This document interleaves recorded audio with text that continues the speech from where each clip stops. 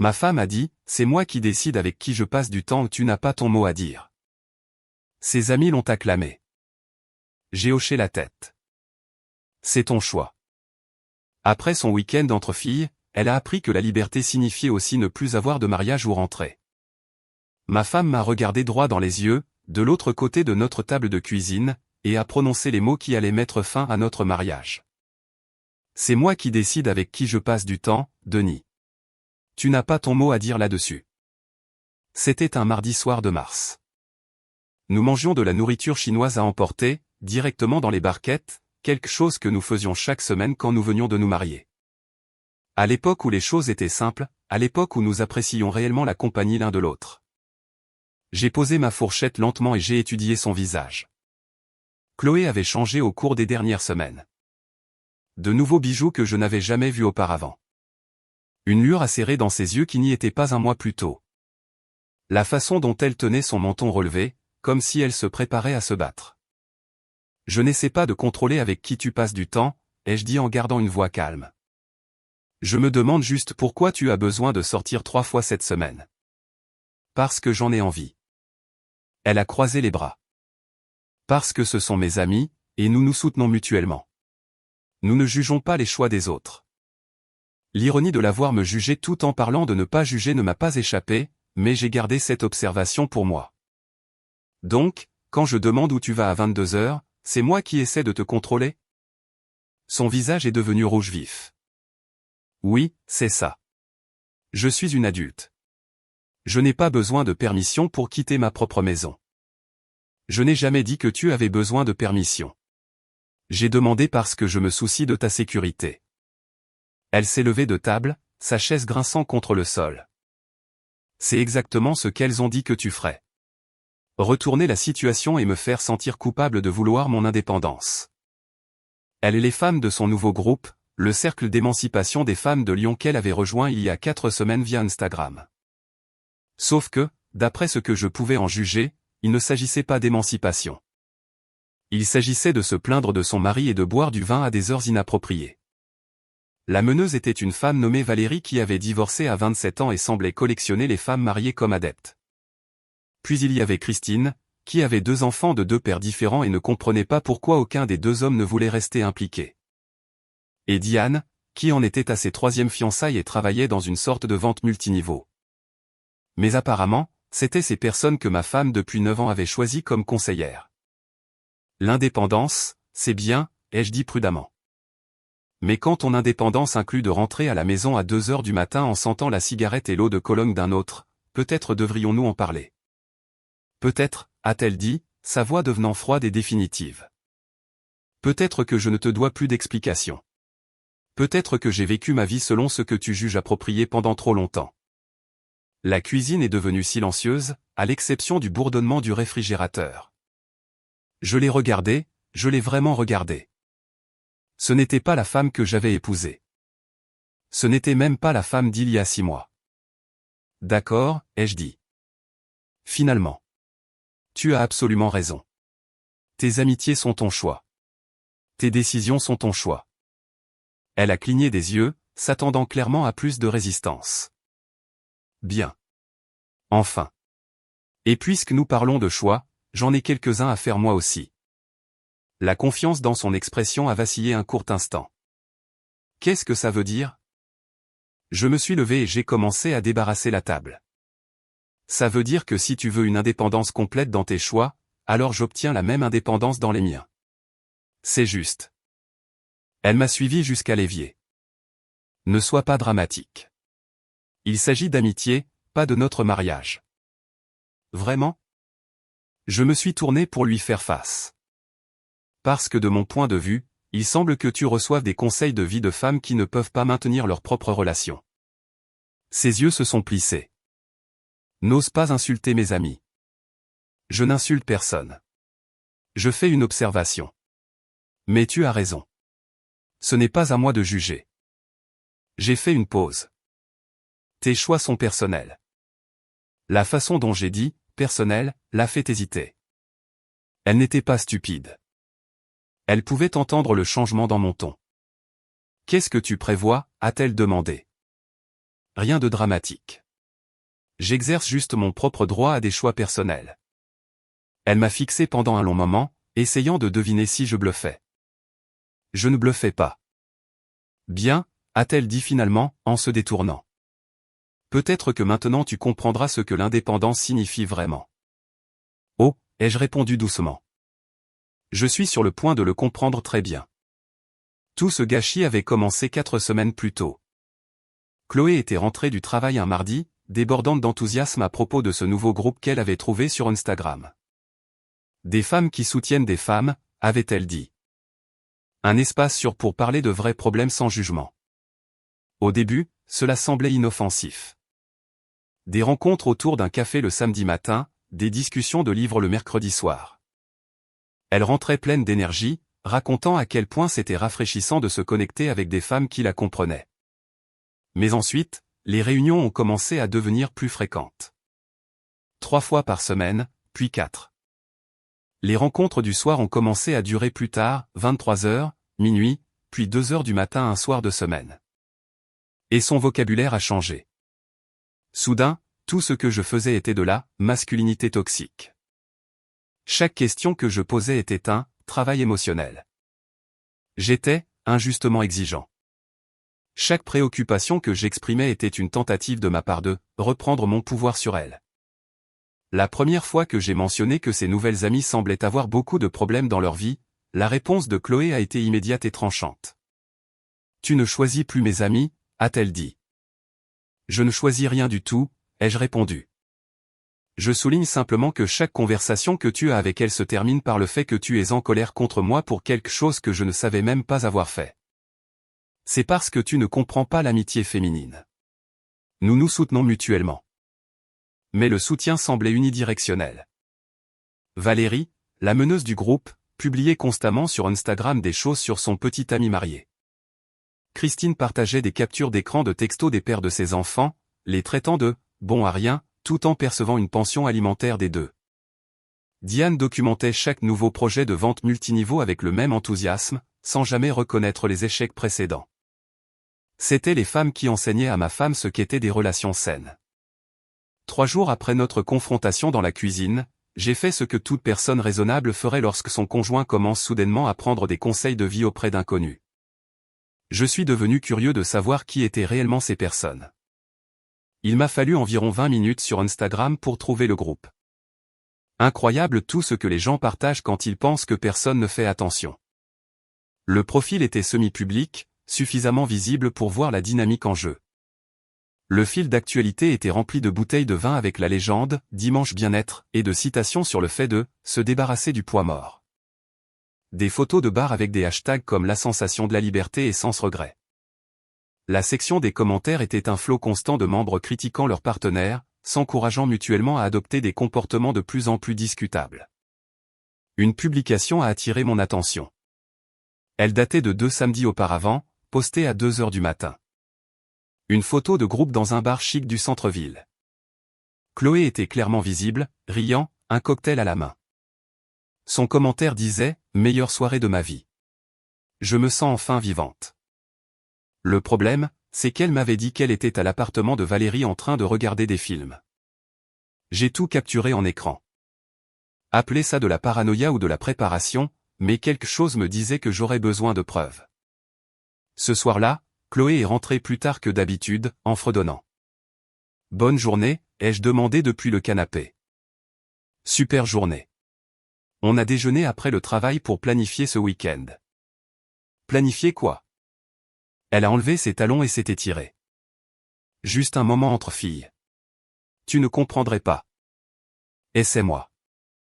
On pense faire une retraite bien-être. Partir quelques jours. Se reconnecter avec nous-mêmes. Un complexe réservé aux adultes. Une retraite bien-être avec des femmes qui collectionnaient les hommes mariés comme des cartes à échanger. Ça a l'air cher, ai-je observé. Ça l'est. Mais on a toutes décidé qu'on le méritait. Elle s'est arrêtée dans l'embrasure de la porte. C'est quand la dernière fois que tu as dépensé de l'argent pour quelque chose qui t'a rendu heureux? Question intéressante, étant donné que j'avais passé ma pause déjeuner à rechercher des avocats spécialisés en divorce. Tu as raison, ai-je dit. Peut-être qu'il est temps que je commence à investir dans mon propre bonheur aussi. Elle s'est arrêtée, quelque chose dans mon ton ayant attiré son attention. Quel genre d'investissement? Des choix personnels, tu te souviens? Je suis sûr que tu comprendras. J'ai appelé mon vieil ami d'université, Michel, ce soir-là. Il était avocat à Paris, et bien qu'il ne pratiquât pas le droit de la famille, il saurait qui appeler. Denis. Salut, qu'est-ce qui se passe? J'ai besoin d'informations. Hypothétiquement, comment fonctionne le divorce en France? Il y a eu une pause. C'est à propos de Chloé? Juste des informations pour l'instant. Michel a soupiré. En France, tu as plusieurs options, mais le plus simple est le consentement mutuel si vous êtes d'accord. Sinon, ça peut être pour faute, mais il faut des preuves.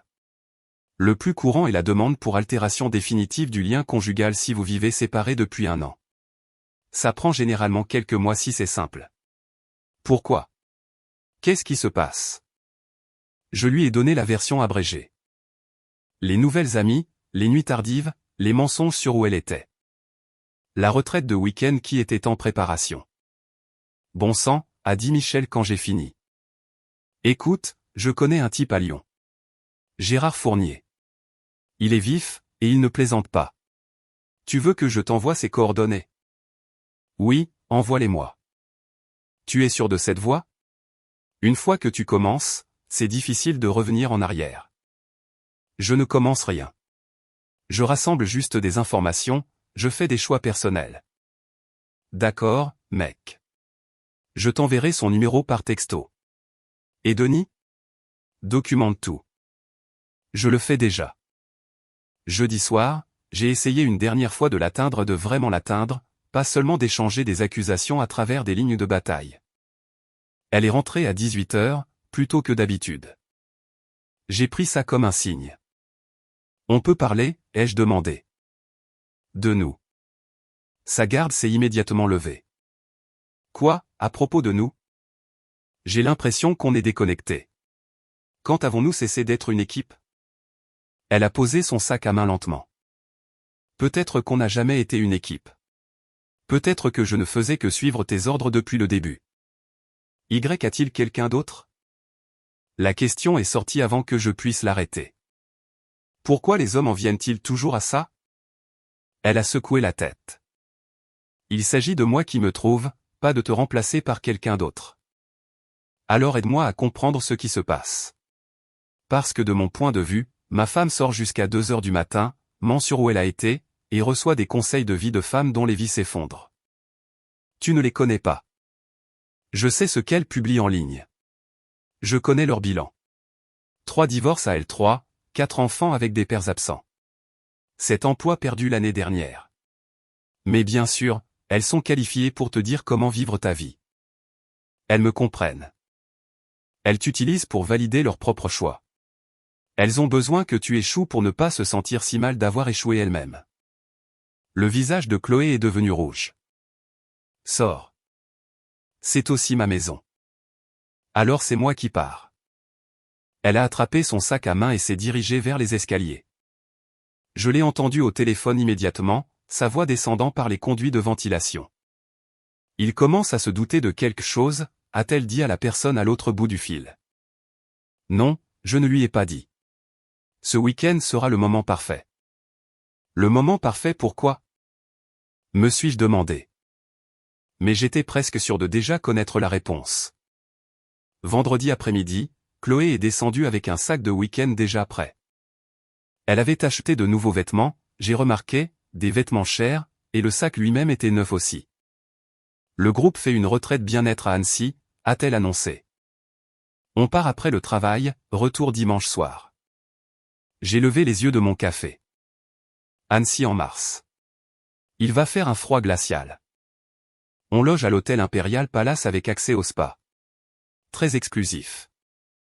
J'ai hoché la tête lentement, remarquant la nouvelle lingerie visible dans son sac entrouvert. L'étiquette était encore dessus. J'ai déjà demandé mes congés au travail, a-t-elle continué. Ce n'est pas une discussion. Tu as absolument raison, ai-je dit. Tes choix sont personnels. Amuse-toi bien. Elle a étudié mon visage, cherchant des signes de la dispute à laquelle elle s'attendait. Quand elle n'en a trouvé aucun, elle a semblé presque déçue. Tu es vraiment d'accord avec ça?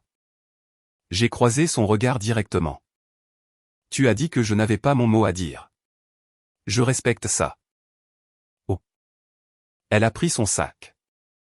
Eh bien, tant mieux. Valérie est passée la prendre à 17h. J'ai regardé par la fenêtre les 4 femmes s'entasser dans la voiture, se passant déjà une flasque entre elles avant même d'avoir quitté notre allée. Elles riaient, fort et sans souci. Chloé n'a pas jeté un seul regard en arrière vers la maison. Dès que sa voiture a disparu au coin de la rue, je suis passé à l'action. Le premier appel a été pour Gérard Fournier, l'avocat que Michel m'avait recommandé. J'ai laissé un message demandant un rendez-vous lundi matin. Puis j'ai commencé à documenter. J'ai photographié chaque pièce de notre maison, chaque meuble que nous avions acheté ensemble, chaque appareil électroménager, chaque détail de notre vie commune. J'ai fait des copies de nos dossiers financiers, de notre acte de mariage, des documents d'assurance. J'ai organisé toutes les captures d'écran d'Instagram dans un dossier avec des dates et des horodatage. Ensuite sont venues les questions pratiques. J'ai ouvert mon ordinateur portable et j'ai transféré la moitié de nos économies communes sur un nouveau compte personnel. 17 000 €. Exactement la moitié. Puis j'ai commencé à faire mes valises. 2 valises avec l'essentiel, vêtements, articles de toilette, documents importants, des choses dont j'aurais besoin si je ne revenais pas. Mon jeune frère, Sylvain, vivait à Dijon, à environ 3h30 de route. Je l'ai appelé. Salut, Denis. Quoi de neuf? Est-ce que je peux squatter chez toi un petit moment? Il y a eu une pause. C'est quoi, un petit moment? Ça pourrait être permanent. Bon sang, qu'est-ce qui s'est passé? Je t'expliquerai quand j'arriverai. Ta chambre d'amis est disponible? Oui, mec. Oui, bien sûr. Ça va? Ça ira. Le samedi matin a commencé par un texto de Chloé à 9h47. Je viens de finir la séance de yoga. Trop relaxant. J'ai consulté le site web de l'hôtel Impérial Palace à Annecy. Pas d'installation de yoga listée publiquement. 10 minutes plus tard, Valérie a publié une story sur Instagram.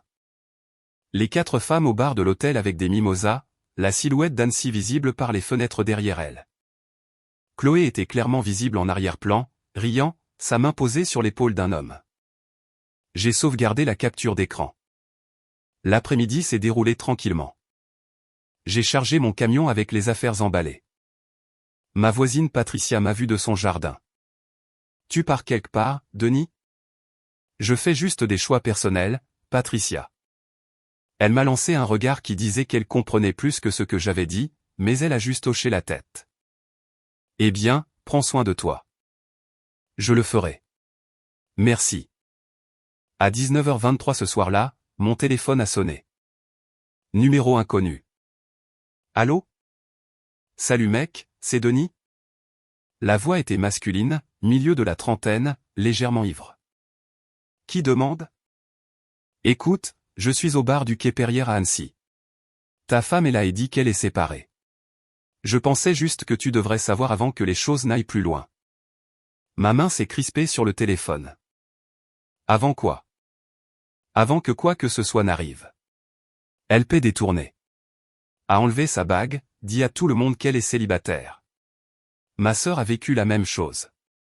Ses amis l'ont convaincue de saboter son mariage. Ça a détruit sa famille. J'ai juste pensé que tu voudrais savoir. J'apprécie l'appel. Ouais, mec. Bonne chance. Il a raccroché. Je suis resté assis un moment, le téléphone toujours à la main, sentant un froid s'installer dans ma poitrine. Puis j'ai vérifié Instagram. Christine avait publié il y a 7 minutes. Une photo des 4 femmes au bar du Quai Périère, exactement là où la plan avait dit qu'elle serait. Chloé était au premier plan dans une robe rouge moulante que je n'avais jamais vue auparavant. Pas d'alliance visible. Elle était assise près de 2 hommes, riant de quelque chose que l'un d'eux avait dit. La légende disait, week-end entre filles égale week-end de liberté. Je vis ma meilleure vie. 47 commentaires, principalement d'autres membres du groupe. Tu le mérites. Enfin libre. Ton bonheur compte. J'ai sauvegardé cette capture d'écran aussi. Cette nuit-là, je me suis assis à notre table de cuisine et j'ai écrit une lettre. Pas tapée, manuscrite. Plus personnelle comme ça. Plus réelle. Je l'ai gardée simple, factuelle. Pas de colère, pas de supplication, juste la vérité exposée en termes clairs. Chloé, tu voulais décider avec qui tu passes du temps sans mon avis. Je respecte ce choix. Tu as dit que je n'avais pas mon mot à dire dans tes décisions. Tu avais raison. L'indépendance signifie vivre avec toutes les conséquences de ses choix, pas seulement les plus amusantes. Tu as dit à des inconnus ce week-end que tu étais séparé. Je fais en sorte que cela devienne vrai. La procédure de divorce sera lancée lundi. Mon avocat te contactera mardi. Tu es libre maintenant. Complètement libre. C'est ce que tu voulais. Denis.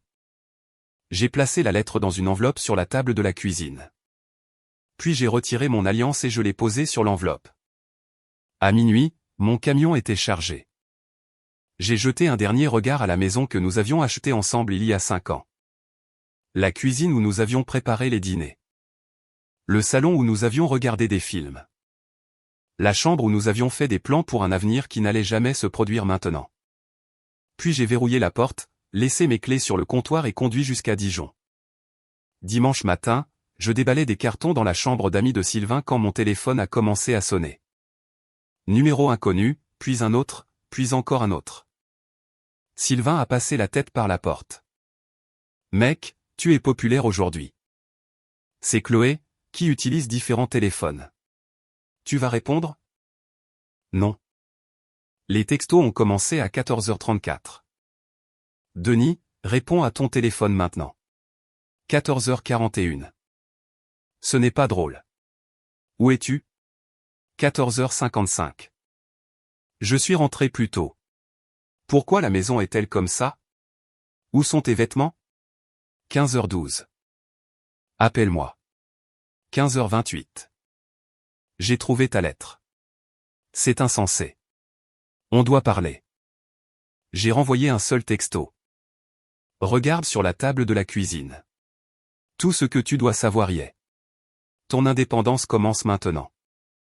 Puis j'ai bloqué tous les numéros inconnus et j'ai éteint mon téléphone. Sylvain, qui surveillait les réseaux sociaux de Chloé via un faux compte qu'il avait créé, m'a montré ce qu'elle publiait. Une story Instagram à 15h45, supprimée en quelques minutes, mais il l'avait capturée. Un selfie en pleurs avec la légende, quand tu réalises que tu as fait la plus grosse erreur de ta vie. Une publication Facebook à 16h02. Quelqu'un a vu Denis Martin? Urgence. Veuillez me contacter par message. Les commentaires ont afflué de la part des membres de son groupe. Que s'est-il passé? Tu vas bien? Où est Denis? Mais le soutien qu'elle avait reçu tout le week-end était remarquablement absent maintenant que les vraies conséquences étaient arrivées. Lundi matin, j'étais assis en face de Gérard Fournier dans son bureau du centre-ville de Lyon. Il avait la cinquantaine, des cheveux gris, des yeux perçants qui avaient probablement vu toutes les versions de cette histoire. Je lui ai tendu le dossier que j'avais préparé. Capture d'écran, chronologie, documentation de ses mensonges, photo du week-end la montrant sans son alliance. Il l'a parcouru en silence. C'est remarquablement complet. Je suis analyste. J'analyse. Même si la notion de faute s'estompe, cette documentation établit clairement une chronologie et un abandon du domicile conjugal. Ça nous sera utile. Il a levé les yeux vers moi. Je peux commencer les démarches aujourd'hui. Elle recevra la notification demain. Êtes-vous certain? C'est définitif une fois que c'est enclenché. J'ai pensé à sa main sur l'épaule de cet inconnu, à son alliance manquante, au texto que j'avais vu sur son téléphone à propos du « moment parfait ». Elle était certaine quand elle a enlevé sa bague et dit à des inconnus qu'elle était séparée. Je ne fais que rendre son histoire vraie. Gérard a hoché la tête. D'accord, alors. Procédons. Lundi après-midi, Chloé avait trouvé d'une manière ou d'une autre l'adresse de Sylvain. Sa petite amie a repéré sa voiture sur le parking depuis leur fenêtre. Elle est là depuis 30 minutes, m'a dit Sylvain au téléphone. Elle a l'air mal en point, mec. T'es sûr que tu ne veux pas lui parler? J'en suis sûr. Elle pleure dans sa voiture. Elle a fait des choix. Maintenant, elle vit avec. Ce soir-là, elle a essayé d'appeler mon travail. Mon patron, Roger, que j'avais prévenu ce matin-là, a fait filtrer les appels par son assistante. Elle m'a envoyé un courriel. J'ai mis en place un filtre pour les archiver sans les lire. Elle a même appelé mes parents sur la Côte d'Azur. Ils lui ont dit qu'ils soutenaient la décision de leur fils. Puis elle a publié sur Facebook, en rendant la publication publique cette fois. Parfois, on ne sait pas ce qu'on a jusqu'à ce qu'on le perde. Je suis tellement désolé, Denis. S'il te plaît, donne-moi une chance de m'expliquer. Les commentaires étaient différents maintenant. Pas les acclamations de son groupe d'émancipation. Des questions de vieux amis. Des inquiétudes de membres de la famille. Les gens qui nous avaient connus en tant que couple étaient confus, inquiets, demandant ce qui s'était passé. Mais Valérie, Christine et Diane étaient silencieuses. Mardi matin, l'huissier de justice a remis les papiers du divorce à Chloé à son travail. Sa collègue a plus tard publié un vague statut Facebook sur le fait de voir le monde de quelqu'un s'effondrer au bureau. Chloé m'a appelé 47 fois entre 11h et 18h. Je n'ai répondu à aucun de ses appels. Ce soir-là, elle a publié une story sur Instagram. J'ai fait des erreurs.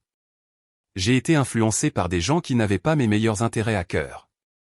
Denis, si tu vois ça, s'il te plaît, appelle-moi. Les commentaires de son groupe d'émancipation étaient remarquablement absents.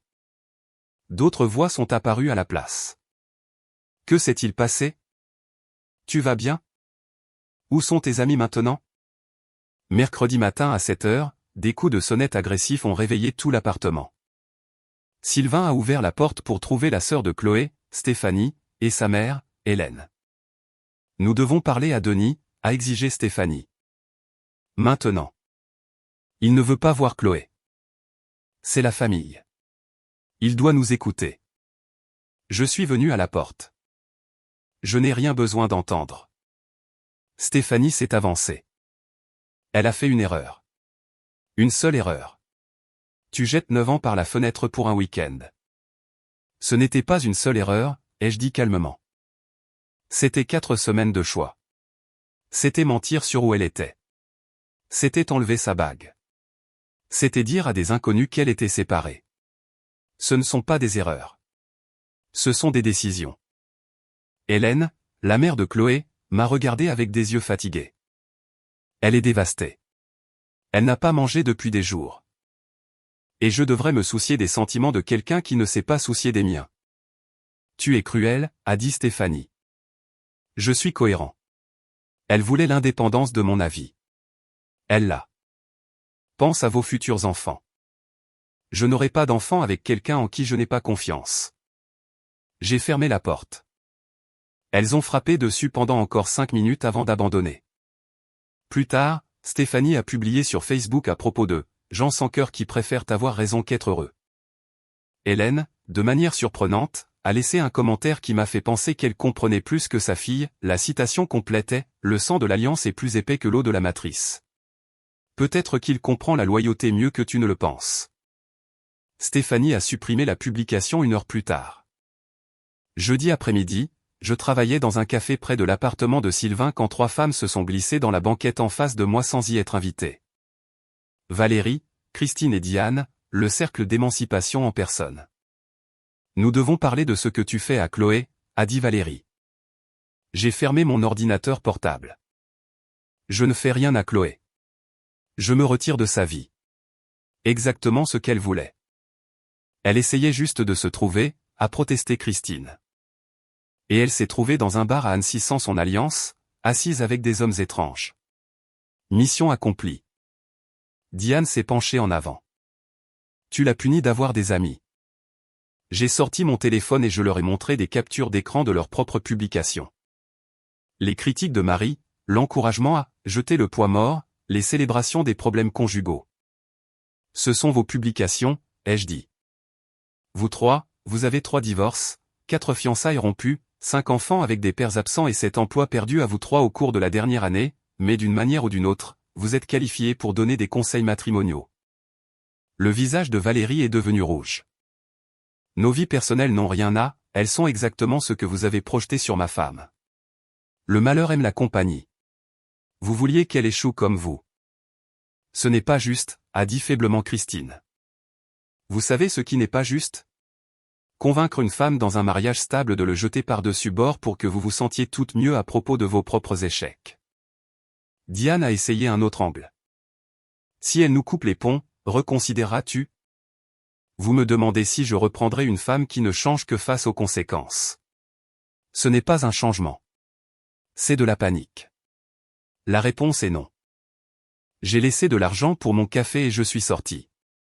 Ce soir-là, j'ai reçu un texto anonyme. Quelqu'un avait fait des captures d'écran des messages privés du groupe et me les avait envoyés, probablement un de leurs ex-petits amis ou d'anciens membres en colère. Les messages les montraient en train de paniquer, se blâmant mutuellement pour la façon dont les conseils s'étaient retournés contre elle. Valérie, je vous avais dit qu'elle n'était pas prête pour une indépendance totale. Christine, c'est toi qui as dit que les hommes avaient besoin qu'on leur donne des leçons. Diane, peut-être qu'on aurait dû encourager une thérapie de couple à la place. Le cercle d'émancipation se dévorait de l'intérieur. Vendredi après-midi, j'ai reçu un appel du patron de Chloé. Roger et moi nous étions rencontrés lors de plusieurs événements d'entreprise au fil des ans. Denis, je vous appelle par courtoisie. Le rendement de Chloé a considérablement diminué. Elle a manqué 3 jours cette semaine, et aujourd'hui, elle a fondu en larmes lors d'une réunion avec un client. J'apprécie que vous me le disiez, Roger, mais ce n'est plus mon problème. Je sais que quelque chose se passe. Elle a dit aux gens ici que vous aviez demandé le divorce. Y a-t-il une chance de réconciliation? Je déteste voir cela affecter sa carrière. Le divorce se poursuit. Ce qu'elle fait de sa carrière est son choix. Compris. Je devais demander. Ce soir-là, mon ancien colocataire d'université, Luc, a appelé. Mec, j'ai vu Chloé au Monoprix. Elle avait l'air anéantie, physiquement différente. Que s'est-il passé? Je lui ai expliqué toute l'histoire. Bon sang, a dit Luc quand j'ai fini. Je n'en avais aucune idée. Elle a dit aux gens que tu étais contrôlant. Bien sûr qu'elle l'a dit. C'était plus facile que d'admettre la vérité. Pour ce que ça vaut, en la voyant maintenant, elle sait qu'elle a tout gâché. Le savoir et vivre avec sont 2 choses différentes. Le lundi suivant, 2 semaines après mon départ, Chloé a demandé à me rencontrer en personne. J'ai accepté, choisissant un Columbus Café à Villeurbanne. Territoire neutre. Elle était déjà là quand je suis arrivé, avec 15 minutes d'avance. Elle avait l'air de ne pas avoir dormi depuis des jours. Ses cheveux habituellement coiffés avec soin étaient attachés en une queue de cheval désordonnée. Pas de maquillage, des vêtements amples sur une silhouette qui avait perdu du poids. Je me suis assis en face d'elle sans rien commander. Merci d'avoir accepté de me rencontrer, a-t-elle commencé immédiatement. Tu as dit que c'était urgent. De quoi as-tu besoin? J'ai besoin que tu comprennes. J'étais perdu. Ces femmes, elles ont tout fait paraître si simple. Elles ont fait comme si tu étais le problème. Et maintenant je vois que c'était elle le problème. Je leur ai tourné le dos. À toutes. Je les ai bloquées, j'ai supprimé Instagram, tout. Bien pour toi. Tu as appris quelque chose. Elle s'est penchée en avant, désespérée. Alors, on peut parler de réparer ça. Il n'y a rien à réparer. C'est cassé. Mais j'ai changé. Je vois ce que j'ai fait de mal. Tu as changé parce que tu as fait face aux conséquences. Ce n'est pas de la croissance. C'est de la panique. Le vrai changement se produit avant les conséquences, pas après. Des larmes ont commencé à couler sur son visage. Je t'aime. Je n'ai jamais cessé de t'aimer. Tu aimais m'avoir comme filet de sécurité. Tu aimais savoir que je serais là pendant que tu jouais à la célibataire. Ce n'est pas la même chose. Je ne jouais pas à la célibataire. J'essayais de me trouver. Tu t'es trouvé à Annecy sans ta bague en disant aux hommes que tu étais séparé. Tu as trouvé exactement qui tu es. Ce n'était pas moi. C'était le vin. La pression du groupe. Les adultes ne peuvent pas blâmer le vin et la pression des pères. Tu as fait des choix. Assume-les. Sa voix s'est brisée. Que veux-tu que je fasse? Que je me mette à genoux? Que je supplie? Je veux que tu comprennes que les actions ont des conséquences. Tu voulais l'indépendance. Tu l'as. Dans sa totalité. Alors c'est tout? 9 ans ne signifie rien. Je me suis levé. 9 ans signifiait tout. Jusqu'au moment où tu as décidé qu'il ne signifiait rien. Je suis sorti. Par la fenêtre, je pouvais la voir assise là, pleurant dans ses mains. Le barista s'est approché d'elle au bout d'un moment, lui demandant probablement si elle allait bien. Elle est partie sans répondre. 2 semaines plus tard, Gérard a appelé avec une mise à jour. L'avocat de Chloé demande une médiation. Elle est prête à te laisser garder la maison si tu acceptes de retarder le divorce. Pourquoi ferait-elle ça? Entre vous et moi, je pense qu'elle espère que vous changerez d'avis pendant le délai. Pas de délai. Partage standard. La maison est vendue. On partage les profits. Vous êtes sûr? Le marché immobilier est bon en ce moment. Vous pourriez la garder. Je ne veux rien qui me rappelle qui je pensais qu'elle était. Au cours du mois suivant, les dominos ont continué de tomber. Le professeur marié de Valérie s'est fait prendre lorsque sa femme a trouvé leur message. Il faisait face à une audience disciplinaire à l'université. Valérie a perdu son emploi d'appoint en gestion des réseaux sociaux pour son département. Elle a publié un statut désespéré sur le fait d'avoir été utilisée et trahie. Les pères des enfants de Christine ont tous deux déposé une demande d'évaluation formelle de la garde. Ses publications Facebook sur son style de vie festif étaient utilisées comme preuve contre elle. Elle a rendu son compte privé et a supprimé la plupart de ses publications. Son dernier message public était des excuses pour avoir donné des conseils qu'elle n'était pas qualifiée pour donner. Le troisième fiancé de Diane a annulé leur mariage après avoir découvert la dette qu'elle avait accumulée à cause de ses échecs en vente multiniveau. Sa bague de fiançailles est apparue sur le Bon Coin 3 jours plus tard. Elle a publié de longues excuses pour avoir encouragé des comportements avec lesquels elle ne pouvait pas vivre elle-même. Et Chloé a publié sa propre déclaration. J'ai détruit mon mariage en écoutant des personnes qui ne pouvaient pas maintenir leur propre relation. J'assume l'entière responsabilité. Denis avait raison sur tout. Les commentaires ont afflué, certains de soutien, beaucoup de critiques. Elle n'a répondu à aucun d'eux. 3 mois après avoir déposé la demande, nous nous sommes rencontrés au palais de justice de Lyon pour l'audience finale. Brève, procédurale, presque décevante après tout ce qui avait mené à ce moment. Chloé semblait plus petite que dans mon souvenir. Plus pâle, plus âgée. Elle a essayé de croiser mon regard plusieurs fois pendant la procédure. J'ai regardé droit devant moi. Le juge a examiné les papiers. Le mariage est par la présente dissous. Partage des biens tels que convenu. 11 minutes. 9 ans réduit à 11 minutes et à la signature d'un juge. À l'extérieur du palais de justice, Chloé a traîné pendant que son avocat essayait de l'éloigner. Finalement, elle s'est approchée de moi avant que je puisse atteindre ma voiture. On peut parler? Juste 5 minutes. Qu'y a-t-il encore à dire? Que je comprends maintenant. Que je vois ce que j'avais et ce que j'ai jeté. Bien. Accroche-toi à cette compréhension. Ça t'aidera à ne pas faire la même erreur 2 fois avec quelqu'un d'autre. Tu veux dire, je veux dire en général. Avec les amis, la famille, n'importe qui. Comprendre que les gens ont de la valeur avant de les perdre. Tu me détestes? Non. Je ne te déteste pas du tout. M'aimes-tu encore? J'y ai réfléchi attentivement. J'aime qui tu étais. Je ne sais pas qui tu es maintenant. J'essaie d'être meilleur. Sois meilleur pour toi-même. Pas pour moi. Pas pour un homme. Pour toi. Tu vois quelqu'un. Ce n'est plus ton problème. C'est un oui, alors. C'est pour ça que nous sommes divorcés maintenant. Ma vie est la mienne. Elle a hoché la tête lentement. Je te vois parfois en ville. Tu as l'air heureux. Je suis heureux. J'en suis contente. Je le pense vraiment. Tu mérites d'être heureux.